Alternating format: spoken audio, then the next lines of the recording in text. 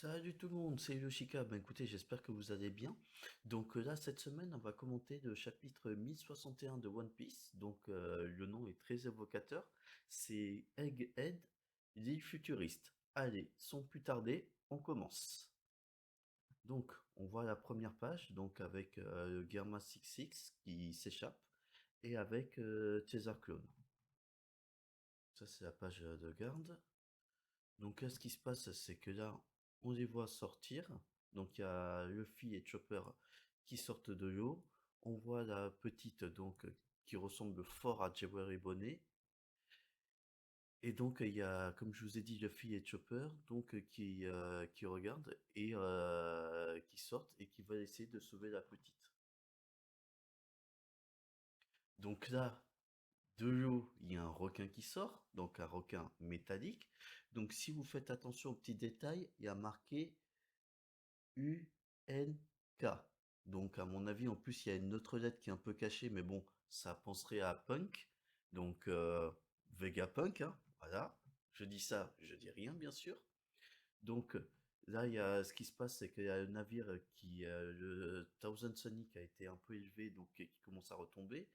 Il y a Zoro qui dit, c'est quoi ce machin? Un requin, mais il est trop bien énorme, et puis tout en métal. Donc là, on voit bien qu'on est vraiment arrivé dans l'île, entre guillemets, de Egghead.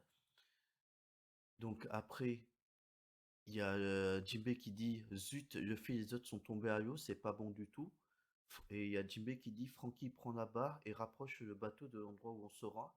Et donc il y a Franky qui lui dit, Okidoki, compte sur moi. Donc là, ce qui se passe, c'est qu'il y a au niveau du bateau, il commence à prendre une accélération en mode vénère. Sauf que le requin, lui, commence à balancer des missiles à tête chercheuse. Très drôle, pas mal ça. Donc il y a le bateau, enfin le Thousand Sunny qui s'échappe. Donc par contre, au niveau de l'impact, il commence à se retourner. Donc il y a d'un côté ce qui se passe, il y a Jinbei qui part secourir Luffy et Chopper. Et donc, ce qui se passe, c'est qu'il y a le requin qui part à leur poursuite, qui essaye tout simplement de, en gros, de les tuer, quoi. Donc là, ce qui se passe, c'est que là, derrière, il y a là aussi la petite, ben, on va dire c'est Joey Bonnet, hein, on va pas la citer, mais bon, ça y est, c'est fait. Et ce qui se passe, c'est qu'au niveau du requin, ben, il y a un autre robot qui arrive, et là, c'est bien marqué Vega Force 1 avec une étoile et un 12 qui est écrit sur le côté droit. Donc il y a le requin qui commence à prendre peur et il y a le robot qui donne un gros coup de poing. Je pense hein, c'est ça, c'est un gros coup de poing. Et on dirait qu'il y a le requin qui est éclaté en mille morceaux. Voilà. Donc ce qui se passe, c'est que de l'autre côté, donc il y a le reste de l'équipage. Donc il y a Zoro, Sanji, Brook, Usopp et Nami qui eux sont dispersés d'un côté. Donc là après, on revient un petit peu, donc c'est sur une île qui est non loin de là de Egghead, donc c'est G14. Donc apparemment on voit Tashigi, donc qui est avec des enfants, ou je sais pas si vous vous souvenez, qui étaient à Punk Hazard, ceux qui avaient été contaminés par le Smile. Donc là ils sont en train de faire le traitement. On voit bien qu'il y a certains d'entre eux qui en fait ont quand même commencé à bien rétrécir. Donc c'est une bonne nouvelle en soi. Donc, ce qui se passe, c'est que là, il y a la chef de la base, donc G14 à vice-amiral Doll, qui dit que apparemment Hermep, qui essaye à tout prix de faire quelque chose pour Kobe, vu que Kobe a été enlevé par Barbe Noire. Justement, Hermep essaie de tout faire pour qu'on essaie de sauver Kobe, on va dire. Donc il y a Hermep qui est en pleurs, donc lieutenant quand même, hein. Lieutenant Hermep, hein, quand on sait comment il a commencé au début, enfin bref. Et il y a une autre personne qui s'appelle Commanda Marine Sword, donc Ibari, donc ils sont tous de l'unité Sword, donc c'est une unité détachée de la marine, donc qui supplie le contre-amiral de la marine, donc le prince Grus, donc d'aller sur l'île de Egghead de faire quelque chose ben, pour libérer. Pardon. Alors, c'est pas aller sur Egghead, mais aller sur le repère de Barbe Noire et essayer de libérer Kobe. Et justement, il y a le fameux prince Grush qui dit c'est hors de question parce qu'ils n'ont pas envie de prendre de risques. Et justement, ce qui se passe, c'est que ils disent Egghead n'est pas loin d'ici, passons prendre les séraphins et allons-y. Donc justement, Egghead, c'est là où sont Luffy et les autres, et justement, ils veulent, c'est là où se trouvent les séraphins. Et donc là, il y a Hermep qui dit justement de les prendre et d'y aller. Et en plus, il y a le prince Grus qui répond vous êtes sérieux là? Gardez un peu la tête sur les épaules. Actuellement, on ne parvient plus à joindre Drake. On ne peut rien faire, comprenez-le. Ça veut dire ce que ça veut dire. Voilà. Donc en gros, la marine, pour Kobe, pour eux, c'est pas la priorité, on va dire. Donc là, on revient sur Egghead. Donc là, du côté de Luffy. Donc il y avait Luffy, Jinbei, Chopper et Jewelry Bonnie. Donc, qu'est-ce qui va se passer? C'est qu'il y a Joey Bonnie là qui est en version, on va dire, grande, normale. Et donc, ce qu'il dit, elle dit, mon nom est Bonnie, on est ennemis, souviens-t'en-en. Merci quand même de m'avoir sauvé. T'en fais pas pour ça, Boguet. Alors, alors qu'elle s'appelle Bonnie, mais bon. Et après, elle lui dit, c'est quoi cet avis de recherche? Tes cheveux sont devenus blancs, les journaux en ont beaucoup parlé. Et le fille qui lui dit, ah ça, c'est ma femme quand je deviens libre. Et après, et vos compagnons, ça va aller, ils vont s'en sortir, et t'as même Jinbei, le paladin des mers, au niveau de l'équipage. Ça va, on voit qu'il y a quand même, l'équipage a quand même une sacrée réputation, on va dire, derrière. Donc là, après, il y a Jinbei qui lui demande, et toi alors, qu'est-ce que t'as fait de ton bateau et de tes compagnons? Et Jeffrey Bonny qui lui répond, je suis venu seul ici, et mon bateau, ce monstre métallique a bouffé. D'ailleurs, moi aussi, je commence à avoir faim.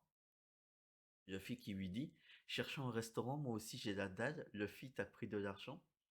Et il y a Joey Bonnie qui lui dit, eh, bande d'ignorants, on va pas trouver de restaurant ici. Cet endroit est unique et appartient au gouvernement. Faut que je vous explique. Et après, là, ce qu'elle lui dit que le nom de l'île, ça s'appelle Egg N. On dit que cette île a 500 ans d'avance. C'est là que se trouve le laboratoire du docteur Vegapunk. Et là, après, il y a. Alors, je sais pas si c'est qui parle. Est-ce que c'est Luffy, Chopper ou Jinbei? À mon avis, je pense que ça doit être peut-être Chopper qui dit Vegapunk, je connais ce nom, j'ai une affaire à régler avec ce doc. Donc, à mon avis, je pense que c'est Chopper qui doit dire ça. Parce que Chopper est médecin. Si ça se trouve, c'est ce qu'il doit dire. Donc là, on voit l'énorme robot, donc celui qui avait défoncé le requin, qui sort de l'eau avec Thousand Sunny. Donc là, tout le monde commence à paniquer. Donc il y a, enfin, paniquer, c'est un grand mot. Il y a Frankie et Usopp qui kiffent. Par contre, il y a de leur côté, il y a Nami, Zoro, Robin et Brooke qui sont un peu surpris. Donc on voit quelqu'un qui sort du robot et qui dit je n'arrive pas à contrôler les désirs des êtres vivants, encore un échec.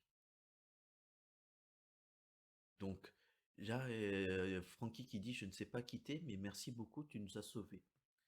Après, la personne a dit, qui est dans le robot, qui dit les seuls ordres que j'ai donnés au Mega Shark, donc c'est ce le gros requin qu'on avait vu au début, c'est reconnaissance, rapporter les informations et tirer au canon. S'il avait bouffé le navire, il ne serait rien resté de votre argent ni de vos biens, une erreur dans le programme, j'imagine. Donc là, on voit la personne qui commence à sortir son casque. Et du coup, qui a dit que j'étais venu vous sauver, bande de pirates? Je suis la scientifique au génie galet que le gouvernement a recruté, le docteur Vegapunk. Alors, comment vous expliquer? Moi, il y a un truc qui m'étonne, c'est qu'elle a dit je suis le docteur Vegapunk. Pourquoi pas, hein, on pourrait y croire. Sauf que, quand on voit écrit sur son t-shirt sur le côté gauche, il y a écrit Punk 02. Donc, est-ce que cette personne-là pourrait être, on va dire, une assistante du docteur Vegapunk? Ou est-ce que ça ne pourrait pas être tout court, on va dire, l'une des toutes première création du docteur Vegapunk. Voilà, ça aussi on pourrait se le poser. Après, voilà, c'est est-ce que en fin de compte, au-delà d'une rôle d'assistante, est-ce que ça serait pas peut-être une humanoïde, pardon. Donc, à voir ce qu'il en est. Dans tous les cas, au niveau du chapitre, il est fort sympathique, vraiment. Donc, c'est là où on voit un petit peu ce qui se passe au niveau de l'île. Donc, au niveau de Vegapunk. En plus, ce qui me paraît aussi étonnant au niveau de cette île, c'est que, ok, peut-être qu'il n'y a pas grand monde. Elle sait, enfin, la personne qui les a sauvés dit que c'est une bande de pirates, mais ne sait pas qui c'est. Et quand même, voilà, quand même, l'équipage du chapeau de paille est quand même un équipage qui a une sacrée réputation, surtout après ce qui s'est passé après Onigashima. Donc voilà, c'est vraiment là où ils sont. C'est vraiment que c'est plus qu'un endroit reculé, on va dire. Donc enfin, un endroit reculé, c'est une grande façon, mais en tout cas, c'est vraiment isolé. C'est surtout ça que je voulais dire. Donc ils sont vraiment pas au courant de ce qui se passe. Donc c'est assez étonnant. Donc après, au niveau de l'île en soi, je pense qu'il y a plusieurs éclaircissements qui vont être faits. Donc d'un côté, Frankie, je pense qu'il a découvert quand il était pas loin de Dressrosa au niveau de, enfin je sais pas si c'était très loin de Dressrosa ou pas, mais quand il était sur l'île où il y avait les premières fabrications du Docteur Vegapunk, donc Frankie va pouvoir en parler s'il le rencontre bien sûr. Et de l'autre côté, où il y avait Luffy, et Jinbei et Chopper avec Jevery Bonnet, il y avait aussi Chopper qui voulait le voir. Apparemment, il voulait parler de certaines choses. Donc en fait, visiblement, ce docteur Vegapunk n'est pas qu'un scientifique, mais, je dis bien mais, sous réserve, pourrait être aussi peut-être un médecin. Donc à voir ce que ça donne. Voilà. En tout cas, moi, perso, j'ai trouvé ce chapitre vraiment fort intéressant. Hâte de voir la suite. Juste dommage qu'il y ait, on va dire, une pause. Mais bon, honnêtement, vu ce qu'il nous a servi ces derniers temps, je vais vraiment pas en vouloir à Oda. Bien au contraire. Mais écoutez, dans tous les cas, si vous de votre côté vous avez bien aimé, donc n'hésitez pas à liker, commenter et surtout à vous abonner. Mais écoutez, merci à vous et à bientôt. Salut!